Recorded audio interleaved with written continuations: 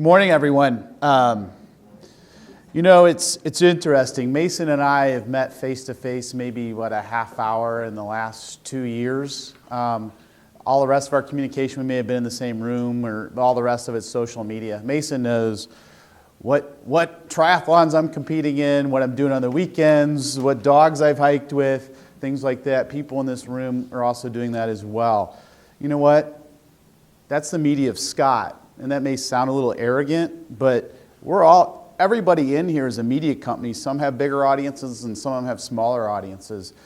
And you can have a lot of power as a media company, whether you realize it or not. People can destroy reputations of a media company pretty quickly, or of a brand pretty quickly, or they can build it up. So that's some of the things I want to talk about today. And I think that here's the truth facing marketers. There's content and media surplus. I see pictures all the time. You'll see weddings. You see it now with funerals. People are texting in the middle of funerals, weddings, everything else. They're looking at content. I'm at a wedding, and there's a guy streaming a football game, and my wife's over there like, don't do that. And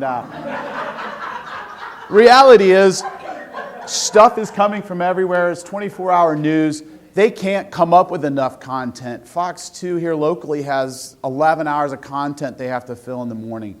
You know what? They need to entertain people for 11 hours every day and come up with creative content. Twitter breaks news stories all the time, way before traditional media does it. Facebook stuff starts trickling in there. There's talk radio. They can't figure out enough ways to criticize each other in that. You look at Karen Hoffman, what she's doing with her Gateway to Dreams thing. I know all about it. I've been in the facility, but she's doing a great job using traditional media to get her story out there. There's all kinds of cool opportunities out there, and it's just figuring out how to get it out there. I've been thinking about this, and I talked about this in E4E meeting, and I went and listened to the author of this book, Your Brand, the Next Media Company. The book wasn't out yet. It's recently come out. And in the beginning of it, he talks about there's a difference between being a thought leader and a do leader. Thought leaders can tell you what you should be doing, but often have no practical real-world experience translating thought into action. Do leaders, on the other hand, are seasoned professionals who base their advice on what they've accomplished and failed at, a huge value add for any organization. I think what Mason was talking about was, okay, you can be a thought leader, you can talk about this stuff all day long, but if you're not doing stuff, then guess what? You're in trouble. I have an editor that works for me. He was editor for 6 years at Small Business Monthly. I talked to him about writing because I'm not the best writer. That's not my forte. I do a lot of strategy work. He's like, I was an awful writer when I first started, and he'll be the first to admit it. He goes, you know what? I get better and better each time, and I'm constantly learning. This is a guy that probably people are like, hey, he still freelances for Feast Magazine, Alive, writes for the Business Journal on a freelance basis. He's a good writer. I think he's a good writer. I hired him. I thought he's a great writer, but internally he's still uncomfortable with his writing ability. And those are the things that I think we have to overcome. Is we have to start creating content and quit worrying about whether it's perfect. Because guess what? It's not going to be perfect, and guess what? You got to create something new. I think the other opportunity is, the other challenge we're facing as marketers is we all have attention deficit, and I just did ... because I've already moved on to the next thing. But people are distracted by all the feeds, the news. They forget people are even in the room. They're having conversations. So how do you get people's attention? Mason did a great presentation and had me captivated. If that would have dragged out for 3 or 4 hours, he probably would have lost everybody in the room, and they would have been checking their phones and everything else. So once you start building, so what you have to do is, how am I going to get these people's attention, and how am I going to keep them there? And so I want you to start thinking about circles. We got to start creating circles so you don't lose them. You get them once, and if they never come back. So we got to start thinking about how are we going to keep people coming back. The customer journey is dynamic. Things are changing, and they're running all over the place. And Facebook changes things on the fly. Now they start warning people because people get so upset. Twitter's trying to adapt. Everybody's trying to adapt. Social media, like you talked about, is breaking news stories. When planes are landing on the Hudson River, that was broke on Twitter. Some airlines didn't even have a social media strategy at that time. My wife happens to be friends with the social media director of Southwest Airlines. You ask, how did she meet her? Through Twitter. She said, I have a presentation in St. Louis. I'd like for you to come. She said, great. I have my own plane. You don't have to pay for my airfare. Well, as you get to talking, and they shared, they're an open book with their social media strategy. Those videos that some of them that go viral, you know who did it? It was a mechanic. He sat there and shot it on his phone. You know what their social media strategy and rule book is? Follow the employee manual. There isn't one.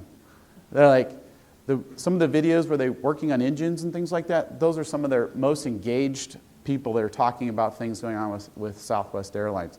Yeah, do they get lucky? Do they have a creative team if it's part of their culture? Absolutely. But that's how they keep attention.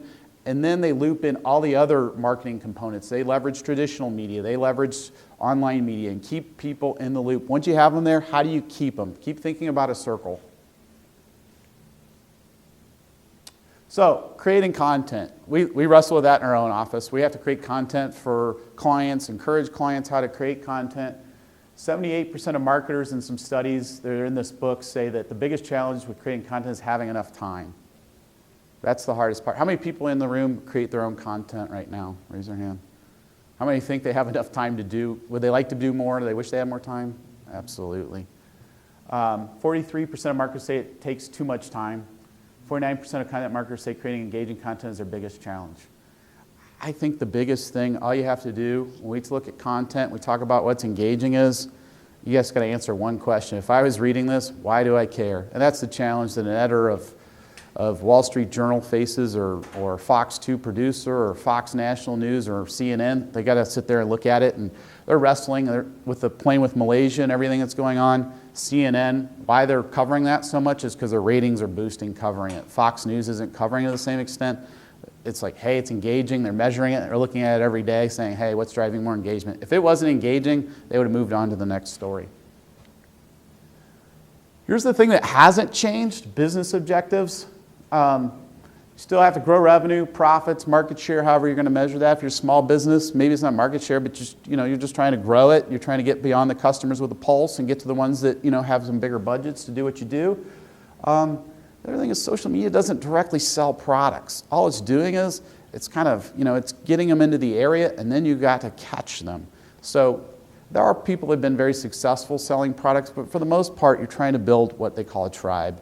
And there's a gentleman, and you guys can, I didn't show a lot of videos today just due to time, but Casey Neistat, he built a tribe. He has 250,000 followers on YouTube.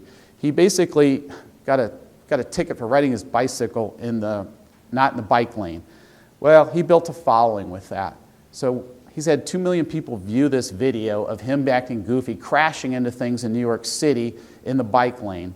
And he built this big audience. But what that is translated to is he's built a whole company around himself and another guy creating videos, and Mercedes-Benz approached them. They have a new, I don't know what model it is, but it's about a $29,000 Mercedes. They're trying to appeal to the millennials. They said, we want to give you a car and give you a budget and create a commercial. He said, great, you can't give me a script and go have at it, and I need $50,000 in a car. Most brand managers 5 years ago would say, you're insane, we would never do that. We have to write the script, we have to approve the script.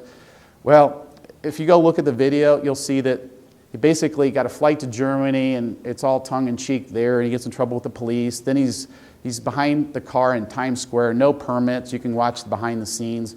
He's skateboarding behind a Mercedes through Times Square, and police officers are looking at it going, what the heck's going on? He's got a gal driving in a bikini with American flags on it, and then in the Bonneville Salt Flats, tearing up a Mercedes out there. That's not a traditional Mercedes commercial, but that's how you're getting attention. That's how you're going to get the millennials' attention. Those are the types of things that, frankly, you could do the same thing. You could go right in front of the Gateway Arch and do something just as creative. You don't have to come up with all the ideas. Just get inspired by things that are out there. And you can shoot the video with an iPad. There's great examples of people that have shot things with iPads. The other thing is everybody's trying to worry about what is a like worth. Well, it's going to be different for every brand, followers and things like that. I quit worrying about what it's worth and just keep building a tribe. Start building up your audience and start making that engagement. And you can start small and it builds organically, but if you're not growing it, then the content's just not engaging enough. So then you need to start analyzing it and going through it and coming up with some ideas. Tom Ruich, who runs Market Vault at E4E, had some great ideas. If you're running out of ideas, just brainstorm and ask 3 simple questions. What question do my customers ask the most? What do I wish they would ask? And what are the top 3 objections? And start going through those things. Now start getting creative with that. They're not going to want a long blog with all kinds of content with with just paragraph after paragraph and white papers. Start getting creative with it. How can you stir the pot with that? And then once you start building this audience, you got to start thinking about how you're going to monetize it. One of the things, though, is when you think about a brand, most of the time it's the people that have the influence. The brand doesn't necessarily have it, so it's the spokesperson that ends up having a lot of the influence when you get out on social media. Brand does have the followers and things like that, but ultimately people buy from people and those stories that happen behind those people. So what does it mean to be a media company? Well, it's no different than if you're the editor of the business journal, or if you've got a blog or anything like that. You got to be a storyteller. You got to tell stories. People don't want to hear about a new flavor of toothpaste. They want to hear a story. They want to hear an example of how you've inspired somebody or you've made a difference. You also got to be a content machine. You got to have a regular schedule. If it's not happening on a regular basis, people are going to go like, okay, they got a great stuff and it disappears, then it comes back. It needs to be a little bit predictable. But you got to be thinking ahead. You got to have things that are going to be relevant. Is anyone going to care about it? And you always got to be on. You got to jump on opportunities these days. 5 days later, if that could be old news. So how are you going to get on to things that are new? And then you got to be agile and adaptable. Things change quick. We were doing Facebook training for a real estate company, and as we go in that morning, we're training them on different social media platforms, and Facebook changes it. So all our slides are wrong, all our images are wrong, and that's the moral of the story. It's changing fast.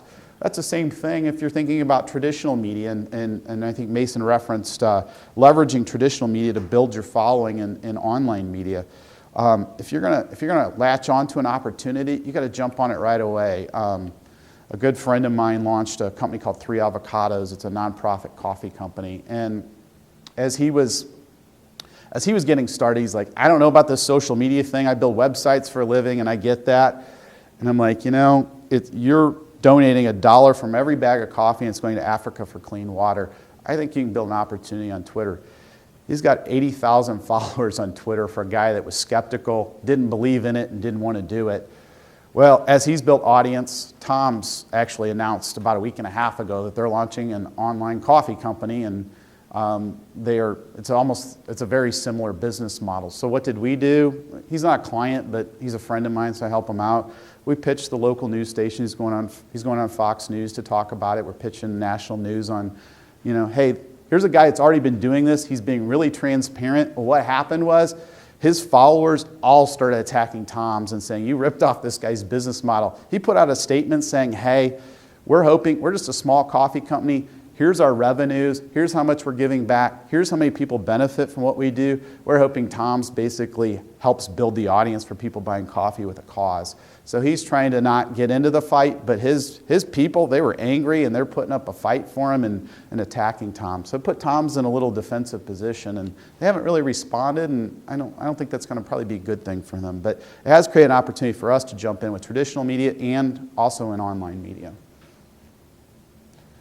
Building 80,000 people for a guy that didn't believe 2 years ago, that's a lot of people. So, other thing is, we hear people all the time, can I cover my eyes and see what happens? Guess what? The conversations are happening. Mason talks about it all the time with internet herpes. It's out there. You can ignore it. You see it with some car dealerships out there.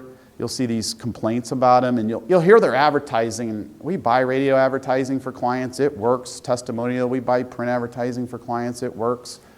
But you're spending all this money, and the next thing you're going to do, a response isn't, in the good old days, they'd say, well, the phone's ringing. Well, the phone doesn't ring anymore. You go look at Google Analytics and see what the traffic did after you run your ad campaign and see what's going on, or after you do some other type of campaign. Well, if you go and Google the company, and if the first thing, even if they've done a really good job from an SEO perspective and the car dealer shows up first in there, but if the next 3 things underneath that talk about how your dealership sucks, how their customer service stinks, or their bad experiences, next thing you know, you've caused all these things going on that, guess what? They're going to go on and move on to the next one. You probably just helped your competitor out with your advertising campaign.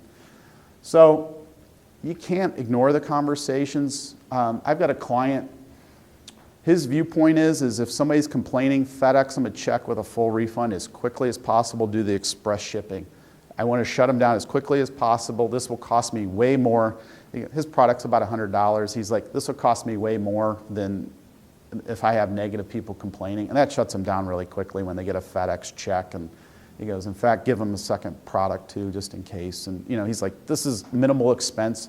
If you're buying like Fox 2 radio advertising, you're talking $800 for a morning news time spot. If you're buying, an endorsement from like a talk show personality that's one of the top in St. Louis, you're talking, if you're not doing a big buy, you're talking $400 a spot. So, start thinking about that versus just giving your product and getting people to be ambassadors.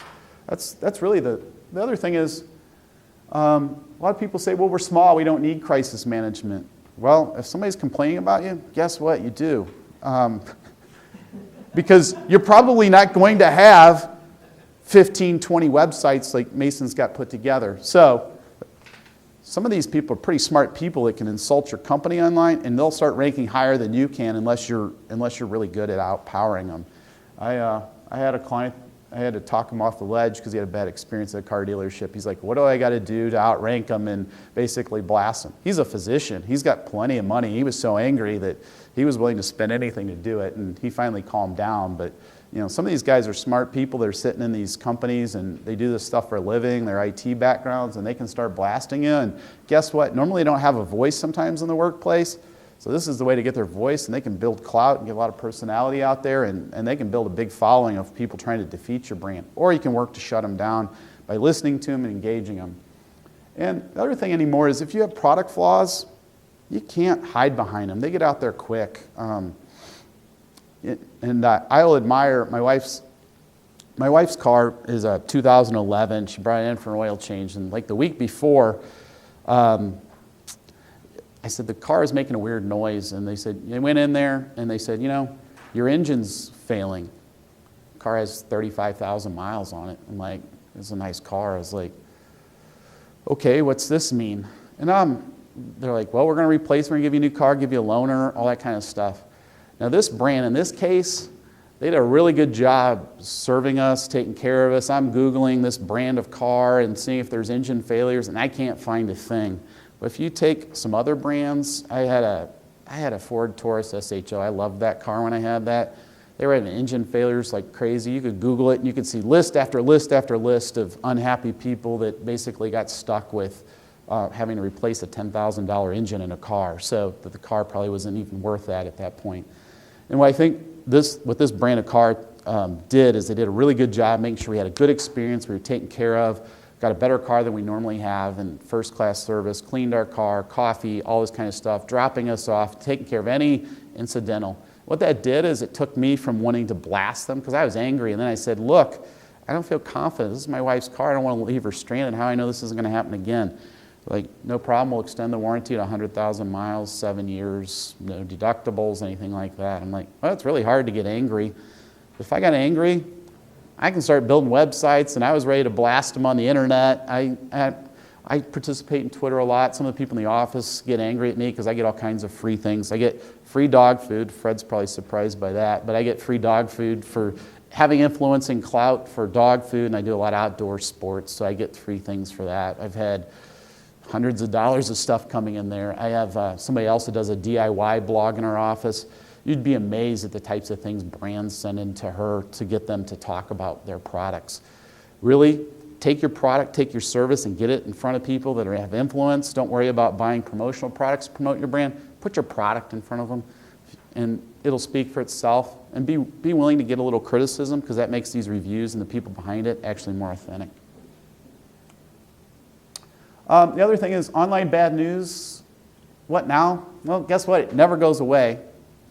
Because chances are, even if you ask them to take it down, Mason were referring to a friend of his, and I guess there's lawsuits and all kinds of bad problems going on, and they resolved it. And the business really hadn't done anything wrong.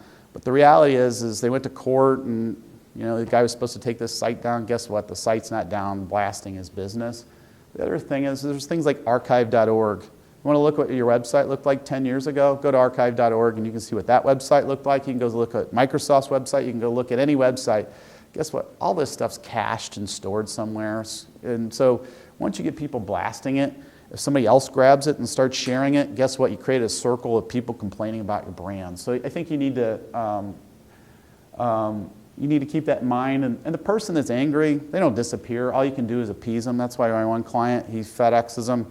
He's a very successful business. He's been on the Inc. 5000 list 7 years in a row. And that's pretty remarkable. And you ask what he does, he makes television antennas. We were talking about rabbit ears earlier. Well, he realized real quickly his competition was not rabbit ears, his competition was cable.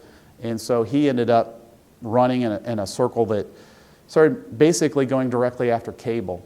If you look at talking about where TV audiences are, the cable Charter CEO just said in public statement that TV viewership is down 20%. People are going online for their content.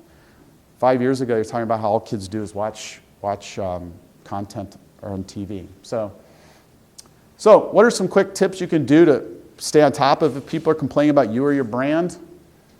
Use social media monitoring tools. Use Hootsuite.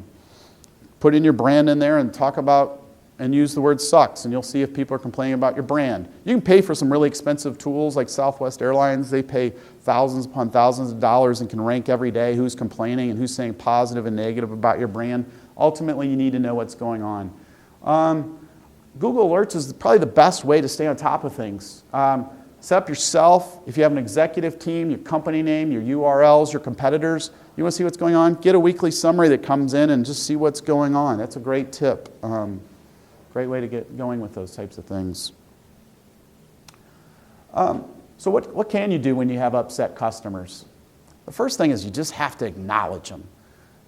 And they have a valid viewpoint. It may be inaccurate, but they're upset. It's valid. You need to take that and validate their viewpoint. It doesn't matter if they're right or wrong. Don't compete with them. If you're going to compete, it's just going to blow up, and it's going to be entertainment for a lot of people. And try to pull the conversation offline as quickly as possible. This is a great time to if you have a president of your company, pull the conversation up high, show them that you care and that you want to listen. Pull it offline as quickly as possible. You do have to apologize for the experience, whether it's your fault or not. Let them know if there's something you can work on or if it's out of your control. I don't know, it got cut off for some reason. But if it's out of your control, it's out of your control. But I think you need to basically be able to acknowledge that. You can't control everything.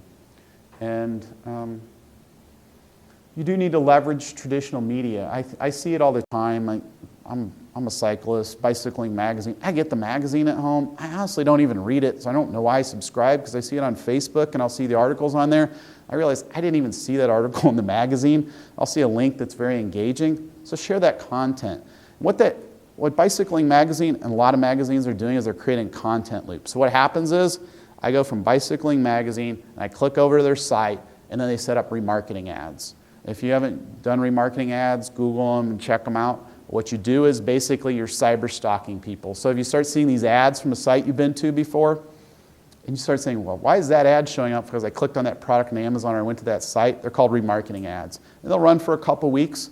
But what you've done is hopefully you can create a new piece of content within that couple week time period and keep them looping back. So what you want to do is you engage them somehow on Facebook, you got them to your site, you control your site, hopefully you got engagement there, and then use those same types of loops to keep them going. So you need to tie in, it's not as much like the paid search. If you talk to people who do paid search, they'll talk about how the traditional search in Google is starting to get diminishing results for a lot of people, but remarketing ads are doing really well. And if you leverage social media to get them in there, you can really get Facebook ads for a fraction of the cost of what it costs to do Google ads.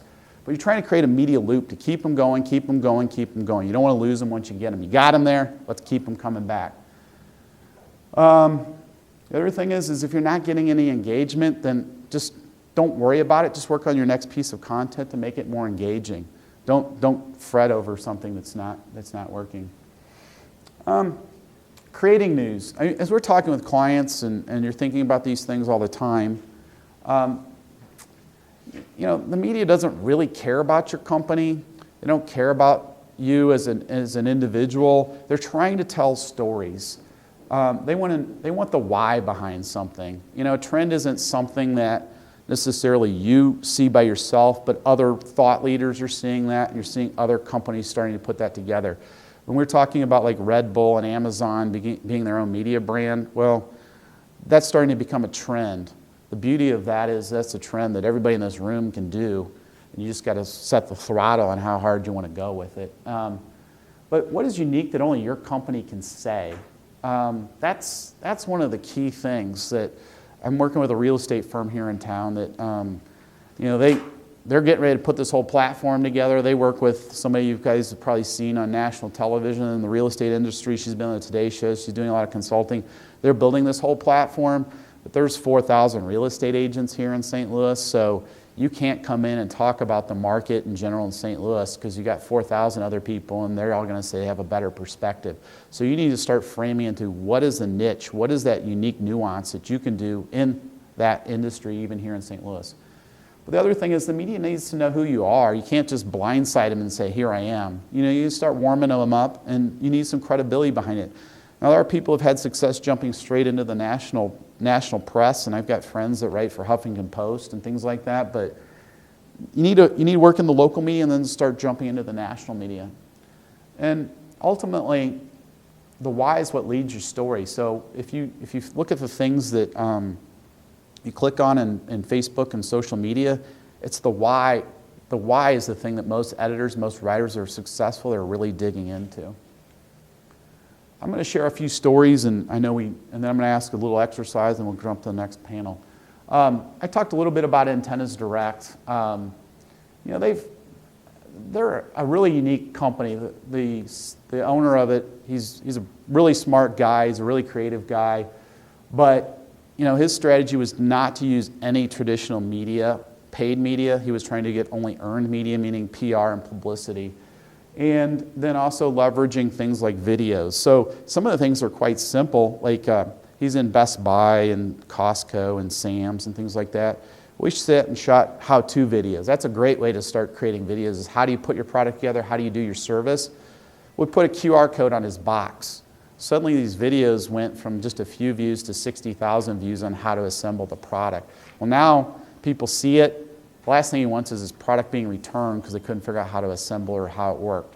We shot all those videos over 2 days with quick editing, and one of the people on my staff was the actor, so it doesn't take a lot to do it. It takes a camera and some editing software. Of course, if you hire a studio or somebody to do it, you can always improve it, but the key is to get it out there and start doing that type of stuff. Nike's just a company that stayed true to their brand. They stay consistent with it, and they're just showing ways to inspire people to just do it and get out there. I mean, they've been attacked and they've been beat up on social media. They've got, Michael Vick when he got into all his trouble, but they did stay behind him and they stay with him. But they've gotten beat up, and you gotta acknowledge it, and you have to stay with your position. I think in the end, most people will have more respect for people if they actually stand behind what they do. When we talk about Southwest Airlines, they get beat up all the time. They kick people off planes, charge them for 2 seats because of their weight, and they get attacked. But what happens is it's always the wave of they acknowledge, they try to pull it offline. Sometimes it works, sometimes it doesn't work. What happens is as people hear the rest of the story, they start coming behind and supporting the brand. In the beginning, they react like most people do, but then the second day, they start coming on and going, well, wait a minute here. You did this, and then so I heard the rest of the story, and they'll start defending your brand. So, Kolbe Co., one of the things we do, I have a guy that's been an editor for 6 years. He writes good, compelling content that'll drive our traffic sky high. The key of it is it can't just reside on the site. It's got to go out to other platforms, Twitter, Facebook, things like that. And that's all of a sudden you'll see 1,000+ views on one blog within a few hours because it was compelling, it was interesting, and some of his stuff gets great views and some of it doesn't get that much, and that's okay. It's just you got to run with what works and try to capture the time and get it in there at the time that it's out there. 3 Avocados Coffee Company. The guy has a full-time job. He and his wife package coffee and ship it out of Highland, Illinois. He's got 80,000 people behind him. He's got a lot of power. He doesn't even know how to quite leverage that, and it just keeps building. And as that builds, who knows where that's going to go. It's just you kind of be adaptable and agile with that. But here's a couple brands in just the last couple weeks that have gotten a little publicity. Subway, a gentleman ended up claims he had a roach in his Subway sandwich. And he went on Twitter and made a comment, tagged Subway in it. No response, no response, no response. Well, then he got mad, and then he did a promoted tweet for $100 and basically talked about the roach in his sandwich. And it blew up. It got all kinds of retweets. Everybody started saying gross and started attacking Subway. They could have cut that off by just acknowledging the guy. They could have given him probably a free sandwich and his money back, and he would have been okay with that. Those are the types of things you can do. I work with a medical malpractice insurance company, and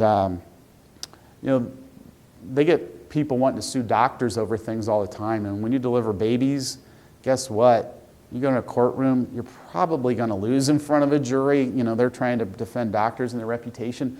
Most of the time, it's just this patient wants to be acknowledged, that they have a valid viewpoint, and be considered. And I think the same thing applies here. We use, I don't know how many of you know Judy Ryan here in the room, but she has a whole redirect exercise. If you ever get an opportunity to see one of her seminars going on there, I encourage you to go, because when we respond to negative things going on in social media, we actually use her redirect exercise based on how we're feeling, what we're seeing, and acknowledging those people. That's like a great strategy to basically get people that are complaining under control. Costco, this one was just yesterday, so I added that one. A guy posted a picture of some fish that he bought at Costco, and there's a worm going through that. It was disgusting. It was on Facebook. 250,000 people shared it by 6 o'clock last night. Who knows where it's at today? That's another place that get it shut down, acknowledge them. But once it's out there, who knows? It's been shared all over the place, so it's hard to stop it once it gets going. And it just keeps going and going and going. So, blog. When I listen to this guy, he works some of the top brands around the world talk. Do I have to blog? If you want to get engaging content, if you want to build an audience, yeah, you have to blog, and you need to use these platforms. That could be video blogs, traditional blogs, however that is.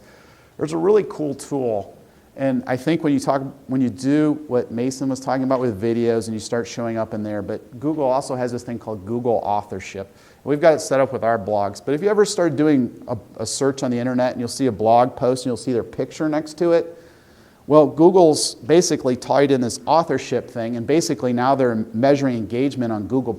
And the more engagement you get on Google+, the more they're pushing up your blog.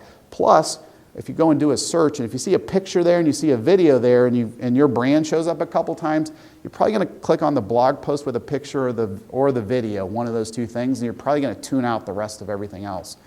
I think this is going to be a really powerful tool. Google has a lot of money behind Google+, and this is a way to force brands to start engaging in Google+. So don't ignore Google+, use it, set up Google authorship, and you'll start seeing results from that. But you have to promote your blog. If you just post it and don't do anything with it, if you don't push it on all these platforms, it's probably not going to get a lot of reviews. It's probably not going to get a lot of content. I watch people in this room. I've seen a lot of your videos and stuff like that out there. I probably wouldn't see if it was on your site. I see it because it's on social media, and that's how I watch it. But I did come to your site at that point, and that's your opportunity to set up those remarketing ads, and you'll keep your brand in front of me. Paid promotion.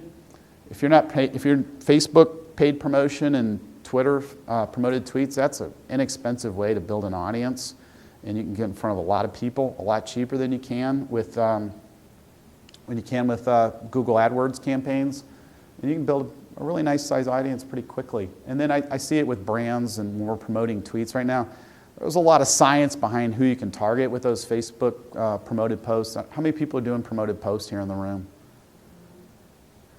You ever start looking at some of the demographics in there? That's just going to get better and better out there, and you can get in front of your ideal audience. And just switch it up. Don't always target the same audience all the time. Switch it up. We're getting ready to deliver a cake to the CEO of a company in New York for thanking them for helping drive a bunch of business our way.